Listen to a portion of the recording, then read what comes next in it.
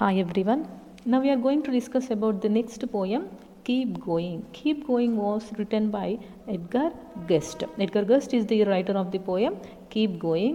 So if we see about the writer, Edgar Albert Guest was born in England on 28th August 1881. So here Edgar was born on 20th August in 1881. But soon after their family moved to the USA. His father lost his job when Edgar was just 12. So at the age of 12, they moved to USA and his father has lost the job. And so he had to work as a copy boy in Detroit Free Press. So ఇక్కడ Edgar gust వాళ్ళ father job పోయింది, అంటే he lost his job. కాబట్టి 12 years ఏజ్లోనే Detroit free ప్రెస్లో అతను copy బాయ్గా work చేశాడు. At 14 Edgar lost his father. Age 14 వచ్చేసరికి వాళ్ళ ఫాదర్ కూడా ఎక్స్పైర్ అయ్యారు. That forced Edgar to quit school and work in that place as a full time employee. So father లేరు కదా, సో దానివల్ల ఏమైంది అంటే స్కూల్ మానేసి కంప్లీట్గా ఫుల్ టైమ్ ఎంప్లాయీగా వర్క్ చేశాడు. He composed his own experiences as rhymes. For about 30 years, he went on writing a poem a day. So, 30 years వరకు daily ఒక పోయం ఎవ్రీడే అన్నమాట, which were published in that paper. All his poems were later published as 20 plus volumes. He is regarded as a people's poet who wrote easy to read poems. He died on 5th August 1959. So his poems are very easy to read. So now we will see the poem. So this is the poem Keep Going. So first we should know what is keep going. Keep going అంటే ఏంటి? Nothing but don't quit, don't live, దేన్ని వదలకు, సాగిపోతూనే ఉండు అని అక్కడ meaning వస్తుంది. అంటే దేనికి భయపడకుండా ముందుకు సాగిపోతూ ఉండాలి అనేసి అక్కడ కీప్ గోయింగ్ అని మనకు పోయం నేమ్ పెట్టారు. If we see the poem, when things go wrong as they sometimes will, when the road you are trudging seems all up hill, when the funds are low and the debts are high and you want to smile but you have to sigh, when care is pressing you down a bit, rest if you must but don't you quit. So here it is an inspiring poem. చాలా చక్కగా ఎంతో inspiring వర్డ్స్ని ఇక్కడ మనకు ఇచ్చారు. It's a very valuable message for everyone. So what they are saying means when things go wrong as they sometimes will, అంటే when things go wrong అంటే ఒక్కోసారి అనుకోని పరిస్థితుల్లో ఏమవుతుంది, ఏదో ఒక తప్పు అనేది, మిస్టేక్ అనేది జరుగుతూ ఉంటుంది. అది సహజంగా ప్రతి ఒక్కరి విషయంలోనూ జరుగుతుంది. ఏదో ఒక సందర్భంలో తప్పు అంటే mistake, it commonly happens as they sometimes will, అంటే ఖచ్చితంగా ఏదో ఒక సందర్భంలో జరుగుతూనే ఉంటాయి. మిస్టేక్స్ అనేవి ప్రతి ఒక్కరి జీవితంలో జరుగుతూనే ఉంటాయి. అనుకోకుండా జరిగే పొరపాట్లు అనేవి ప్రతి ఒక్కరి జీవితంలో జరుగుతూ ఉంటాయి. When the road you are trudging seems all up hill.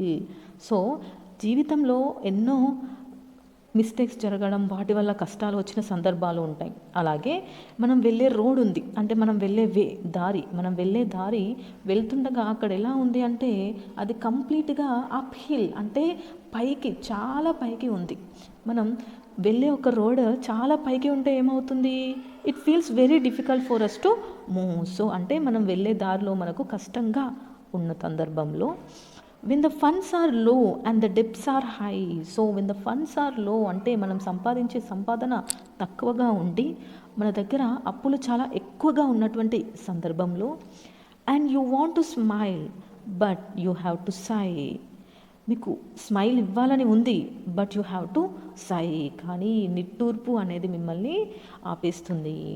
When care is pressing you down a bit. So ఏం జరుగుతుంది, ఒక్కోసారి అనుకోని సందర్భాల్లో ప్రాబ్లమ్స్ వల్ల మీరు కంప్లీట్గా కుదించిపోతారు. అంటే ఆ కష్టాలు అనేవి మిమ్మల్ని కంప్లీట్గా ప్రెస్ చేసేస్తుంది, మిమ్మల్ని ఇంకా ఇంకా కిందికి ప్రెస్ చేస్తూ ఉంటుంది. ఇంకా ఇంకా కష్టాలు అనేవి పెరిగిపోతూ ఉన్న సందర్భంలో rest if you must but don't you quit. So ఇక్కడ మనకి చాలా సిచ్యువేషన్స్ చూపించారు. అంటే ఇలాంటి ప్రమాదాలు కానీ ప్రాబ్లమ్స్ కానీ వచ్చిన టైంలో, అంటే ఖచ్చితంగా వస్తుంటాయి, ఏదో ఒకటి వచ్చినటువంటి సిచ్యువేషన్లో కానీ మనం వెళ్ళే దారిలో ఎన్నో ప్రాబ్లమ్స్, అంటే అప్హిల్స్ ఉన్నా కూడా మన దగ్గర మనీ లేకుండా అప్పుల్లో మునిగిపోయినప్పుడు, మనకు నవ్వాలని ఉన్నా నవ్వలేకుండా నిట్టూర్పుతో ఉన్న సిచ్యువేషన్స్లో, మనం కష్టాలతో కూలిపోయిన సందర్భంలో ఏం చేయాలి అంటే రెస్ట్ ఇఫ్ యు మస్ట్. మీరు అలసిపోయి ఉన్నారు, వాటన్నింటి వల్ల ఆ ప్రాబ్లమ్స్ వల్ల అలసిపోయి ఉంటే టేక్ రెస్ట్ తీసుకోండి.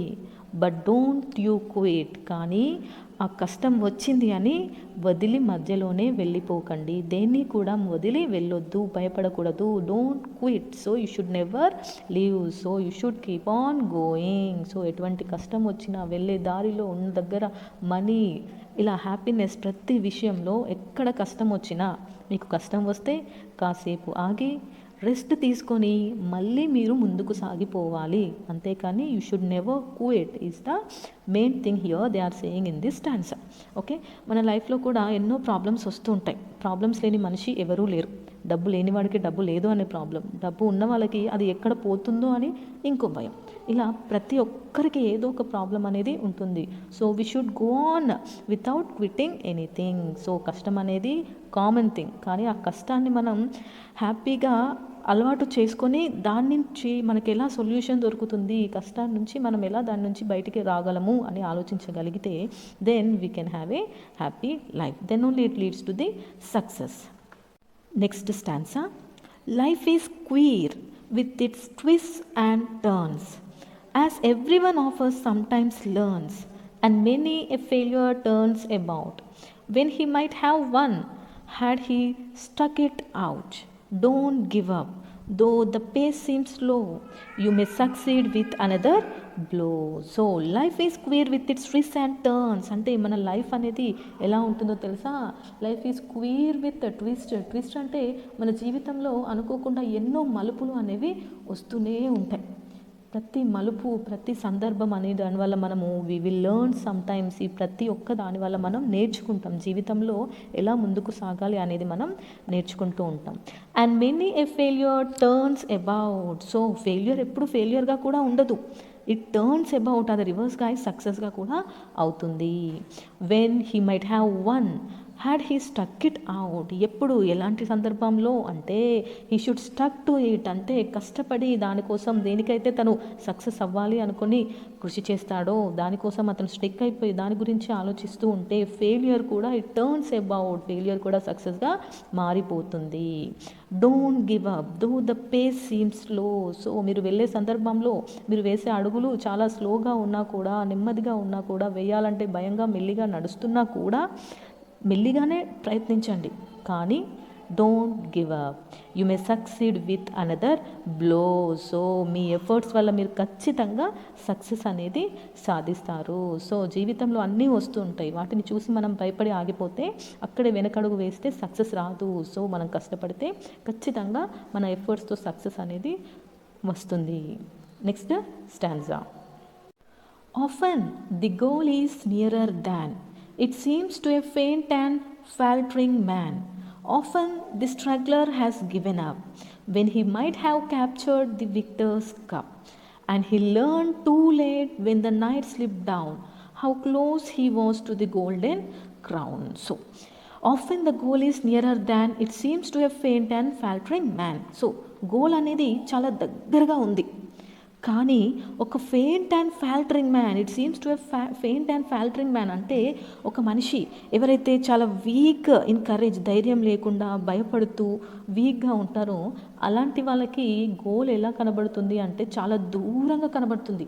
యాక్చువల్లీ ఆ గోల్ అనేది చాలా నియరర్గా ఉంది, కానీ వాళ్ళకు ఉన్నటువంటి ఆ కరేజ్, ల్యాక్ ఆఫ్ కరేజ్ అనమాట, ఆ భయం వల్ల వాళ్ళకి పక్కనే ఉన్న గోల్ కూడా చాలా దూరంగా కనబడుతుంది. Often the struggler has given up, when he might have captured the victor's cup, and he learn too late. So ఈ స్ట్రగ్లర్ అంటే ఎవరైతే ఇక్కడ కృషి చేస్తున్నారో, ఎవరైతే ఇక్కడ కష్టపడుతున్నారో వాళ్ళు హ్యాస్ గివెన్ అప్ అంటే ఎప్పుడైతే వాళ్ళు ఇక నా వల్ల కాదు, నేను చేయలేను, నేను ఎంత చేసినా కూడా నాకు సక్సెస్ రాదు అని వదిలేసిన సందర్భంలో, when he might have captured the victor's cup. So victors, గెలిచిన వాళ్ళ కప్పుని ఒక్కసారి పట్టుకొని చూస్తే అప్పుడు వాళ్ళకి అర్థమవుతుంది ఏమని, and he learn too late, తను చాలా ఆలస్యం అయిపోయాడు అప్పటికే. When the night slip down, how close he was to the golden crown. So తను ఎంత మిస్టేక్ చేశాడు, అక్కడ సక్సెస్ అనేది నా దగ్గరే ఉంటే నేనే భయపడి నా భయం వల్లే నేను గెలవలేకపోయాను, నా బంగారు అంటే ఆ బంగారు గోల్డెన్ క్రౌన్ అంటే బంగారు కిరీటం కదా, అంటే nothing but success. A success అయితే నేను కావాలనుకున్నానో దాన్ని నేను నా చేతులారా దూరం చేసుకున్నాను. స్లిప్డ్ డౌన్ అంటే వదులుకున్నాను అనేసి బాధపడుతూ ఉంటాడు. Success is failure turned inside out. Nothing but success and failure are both side by side. ఎలా అంటే హెడ్స్ అండ్ టేల్స్ ఎలా అయితే ఒక కాయిన్కి పక్క పక్కనే ఉంటాయో, in the same way success and failure both are side by side. ఒకటి తిప్పితే వచ్చేది మరొకటి. సక్సెస్ ఒక సైడ్, ఫెయిల్యూర్ ఒక సైడ్ ఉంటుంది. మనం ట్విస్ట్ చేసామనుకోండి, ఫెయిల్యూర్ ట్విస్ట్ అవుతే అది రివర్స్లో వచ్చేదేంటి success. So success is failure turned inside out. So ఫెయిల్యూర్ని టర్న్ చేస్తే వచ్చేదే success. The silver tint of the clouds of doubt and you never can tell how close you are. It may be near when it seems afar. So silver tint అంటే సిల్వర్ కలర్లో ఉన్నటువంటి clouds. ఇప్పుడు పైన ఆకాశంలో మబ్బులు ఉంటాయి, నల్లని మబ్బులు అని అంటారు. Nothing but silver tint of clouds. ఈ క్లౌడ్స్ ఏం చేస్తాయి, అక్కడ పక్కన వెనకాలే ఉన్నటువంటి వెలుగుని దాచేస్తాయి, కనబడకుండా ఆ మేఘాలు అనేవి కమ్మేసుకొని ఉంటాయి. సో అంటే అవి ఏంటి అంటే ఒక డౌట్ అనమాట, మనలో ఉండే ఒక డౌట్. నేను సక్సెస్ని సాధించలేను, నా వల్ల కాదేమో, ఇక నేను ఎంత చేసినా వృధా అవుతుంది అనే ఒక డౌట్ అనేది ఏం చేస్తుందంటే మనల్ని ముందడుగు వేసి ఆ మేఘాలను దాటి ఉన్న వెలుగు దగ్గరికి వెళ్ళకుండా ఆపేస్తుంది. సో మనలో ఉన్న డౌట్ అనే ఒక భయం, సో ఆ డౌట్ అనే భయం ఏం చేస్తుంది, మనల్ని సక్సెస్ వైపు వెళ్ళకుండా ఆపేస్తుంది. And you never can tell how close you are. It may be near when it seems afar. So మీరేమనుకుంటారు, ఆ సక్సెస్ అనేది చాలా దూరంలో ఉంది అనుకుంటారు, కానీ అది దూరంలో కాదు, పక్కనే ఉంది. కానీ ఏమవుతుంది, మనకు కనబడకుండా ఆ కమ్ముకున్న మేఘాలు అనేవి, అంటే డౌట్ వల్ల మనము దాన్ని చూడలేకపోతున్నాం, భయం వల్ల మనము ఆ సక్సెస్ని ఫేస్ చేయలేకపోతున్నాము. సో అది రావాలంటే మనం ఏం చేయాలి, ఆ మధ్యలో ఆ సక్సెస్కి మనకి మధ్యలో ఉన్నటువంటి ఆ మేఘాలని, అంటే ఆ కష్టాన్ని దాటేసి వెళ్తే అప్పుడు మనము దాన్ని చేరుకోవచ్చు. Why? Because it is very close, చాలా close. You can never tell how close you are. అంటే అది మనకు చాలా దగ్గరగా ఉంటుంది, కానీ మనకు ఆ విషయం అనేది తెలియదు. మనం ఏమనుకుంటాం, ఇట్ ఈస్ ఎ ఫార్, చాలా దూరంగా ఉంది అనుకుంటాం. కానీ సక్సెస్ ఎప్పుడూ దగ్గరే ఉంటుంది. అంటే మనం కష్టపడుతూ ఉంటే ఖచ్చితంగా మనకు దగ్గరలోనే ఉంటుంది. So stick to the fight when you are hardest to hit. It's when things seem worse that you must not quit. So మనం ఏం చేయాలి, you should stick to the fight. So పోరాడే తత్వం దాన్ని ఎప్పుడు, you should not never lose the fighting spirit. And you should get stick అంటే attach, అంటే దానికి మనం అంటుకొని ఉండాలి. దేనికి, కష్టపడడానికి, అంటే ఫైట్ చేయడానికి. టు హిట్ అంటే ఎంతో ఉన్నా కూడా మనం ఎఫర్ట్స్ అనేవి, హార్డ్ ఎఫర్ట్స్ని పెట్టాలి, చాలా కష్టపడాలి. It's when things seems worst that you must not quit. So ఎంత వర్స్ట్ థింగ్స్, ఎంత వర్స్ట్ సిచ్యువేషన్ వచ్చినా కూడా మనం క్విట్ అవ్వకూడదు. అంటే ఎటువంటి కష్టం వచ్చినా కూడా జీవితంలో మనిషి ఎప్పుడూ కూడా క్విట్ అవ్వకూడదు, వదిలి వెళ్ళకూడదు, అక్కడి నుంచి పారిపోకూడదు అని ఈ లెసన్లో చాలా చక్కగా చెప్పారు. జీవితంలో అందరికీ కూడా డబ్బు విషయంలో కానీ, ఫ్యామిలీ విషయంలో కానీ ఎన్నో సమస్యలు వస్తుంటాయి, ఇంకా చాలా ఉంటాయి, ఎన్నో ప్రాబ్లమ్స్ ఉంటాయి. సో అలా ప్రతి ఒక్కరూ ప్రాబ్లమ్స్ ఉండవు అనేసి భయపడటం వల్ల ఆ ప్రాబ్లమ్స్ని దాటి మనం ఆ సొల్యూషన్ని చూడలేము. Solution is nothing but the success. ప్రాబ్లమ్స్ని దాటేసి మనం వెళ్ళగలిగితే మనకు అక్కడ సొల్యూషన్ వస్తుంది. So we will be happy. So success అంటే ఏదో గెలవడం, కప్స్ గెలవడమే కాదు, లైఫ్లో కూడా హ్యాపీగా ఉండగలిగితే, ప్రాబ్లమ్స్ని సాల్వ్ చేసుకోగలిగితే it is the success. So వచ్చిన ప్రాబ్లమ్స్ని చూసి భయపడకూడదు. You must not quit. వాటన్నింటికి సొల్యూషన్ చూసుకొని హ్యాపీగా ఉండాలి అని ఇక్కడ చాలా చక్కగా మంచి ఇన్స్పిరేషనల్ పోయంని చెప్పారు.